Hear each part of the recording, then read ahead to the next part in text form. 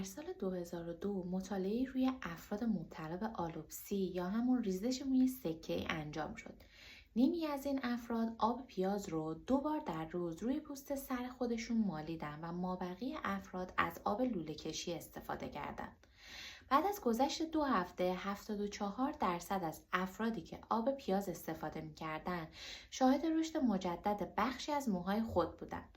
رشد مو بعد از 6 هفته در 86.9% افراد این گروه مشاهده شد. در حالی که تنها 13% از افرادی که از آب لوله کشی استفاده کرده بودند، رشد مجدد موهاشون رو مشاهده کردند. بنابراین آب پیاز قطعاً ارزش امتحان کردن رو داره. سلام، به یک ویدیوی دیگه از کانال دکتر من خیلی خوش اومدید. من زاکری هستم، کارشناس پرستاری و محقق در زمینه تغذیه و سبک زندگی سالم. تا پایان ویدیو همراه هم باش تا بهت بگم پیاز چه خاصیتی داره که توی بقیه میوه ها نیست و چجوری با آب پیاز و ترکیب اون با چه ماده‌ای و به چه نسبت بتونی توی خونه محلولی درست کنی تا شاهد رشد مجدد رویش موهات باشی. لطفا قبل اینکه بریم سراغ ادامه مطلب پستم رو لایک کن تا برای افراد بیشتری نمایش داده بشه. پیاز یک درمان خانگی مؤثر، بی خطر، طبیعی و مقرون به صرفه برای موهای شماست. استفاده از محلول رویش مو با آب پیاز باعث ضخیم شدن موها میشه. روند رشد مو را افزایش میده و سبب رفع ریزش مو و رویش مجدد موها میشه. لطفاً بلافاصله یاد بوی نامطبوع پیاز نیفتید، چون پس از آماده سازی این محلول بوی چندان زیادی باقی نخواهد موند و همون مقدار کم بو هم پس از شستن موها کاملا از بین میره. هرچند وقتی از فواید آب پیاز برای سلامتی مو و پوست سرتون مطلع بشید، بوی اون واقعا اهمیتی نخواهد داشت. حالا سوالی که پیش میاد اینه که چرا محلول رویش مو با آب و پیاز مؤثره؟ پیاز سرشار از کوئرستین و گوگرده. این 2 ماده در سلامت مو نقش مؤثری دارند. حالا کوئرستین چیه؟ هر کیلوگرم پیاز حاوی 300 میلی گرم کوئرستینه که نسبت به سایر میوه ها و سبزیجات این میزان به حد قابل توجهی بیشتره. این ماده یک ترکیب فعال زیستیه که به وفور در میوه ها و سبزیجات یافت میشه. به دلیل خاصیت آنتی اکسیدانی بالای این ترکیب، استفاده از اون در داروها باعث بهبودی سلامت انسان شده. در سالهای اخیر خواص شگفت انگیز آنتی اکسیدانی اون به طور گسترده بررسی شده.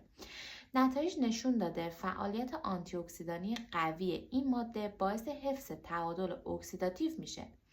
اهمیت فعالیت آنتی اکسیدانی قوی کوئرستین هنگامی آشکار میشه که از نقش اکسیداسیون در ریزش مو مطلع بشید. آسیب اکسیداتیو رو بیشتر گونه‌های فعال اکسیژن یا رادیکال‌های آزاد ایجاد می‌کنند. گونه‌های فعال اکسیژن مولکول‌های بسیار واکنش پذیر هستند که میتونن به طور مستقیم به لیپیدها، پروتئین‌ها و دی-ان-ا آسیب برسونن. این مولکول‌ها توسط بسیاری از واکنش‌ها درون سلولی و عوامل محیطی تولید میشن.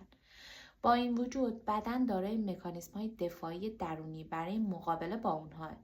با افزایش سن میزان تولید رادیکال‌های آزاد افزایش پیدا میکنه، در حالی که قدرت مکانیزم‌های دفاعی درونی بدن کاهش می‌یابد.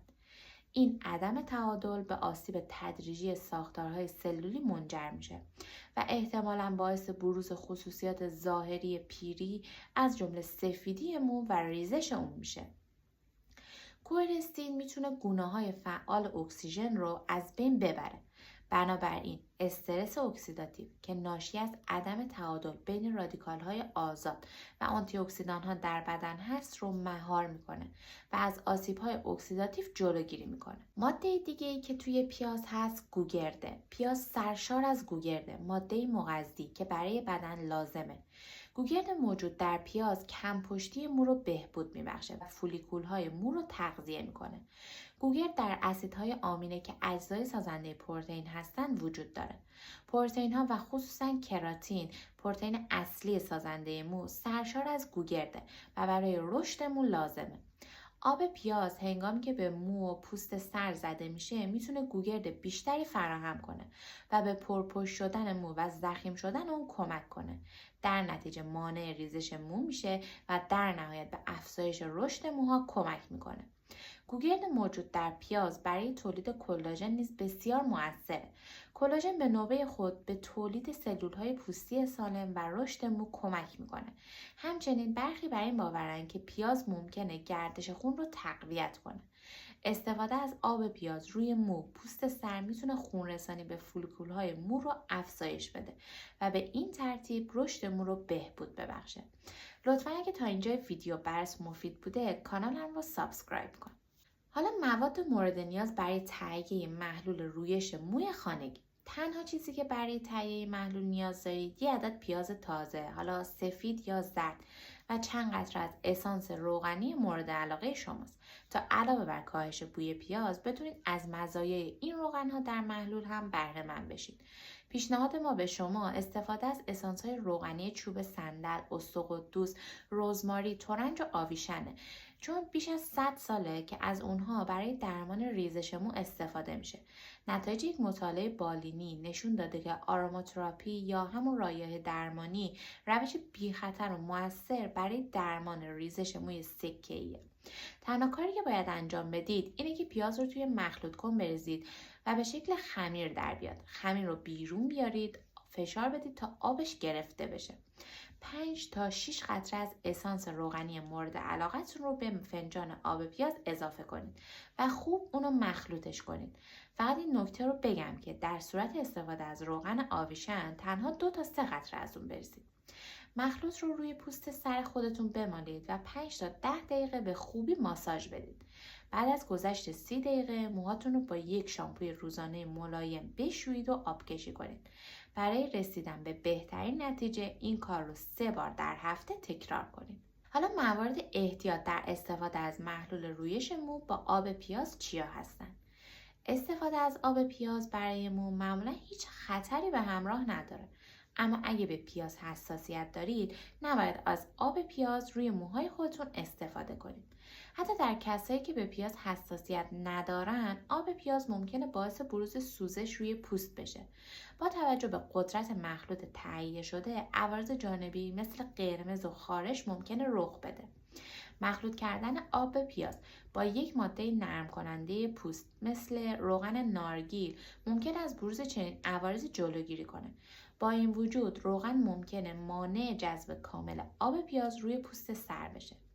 اگه برای اولین بار از یک اسانس روغنی استفاده می کنید بهتر ابتدا اون رو تست کنید تا از بروز واکنش آلرژیک روی پوست سرتون جلوگیری کنید. برای این کار ابتدا 1 تا 2 قطره از اسانس روغنی رو روی مچ دست یا زیر گوش خودتون بمالید. اگه بعد از گذشت 24 ساعت هیچ واکنش آلرژیکی رخ نداد میتونید با خیال راحت از اون روی پوست سر خودتون استفاده کنید. ممنونم که تا پایان ویدیو همراه من بودید. امیدوارم این ویدیو براتون مفید بوده باشه.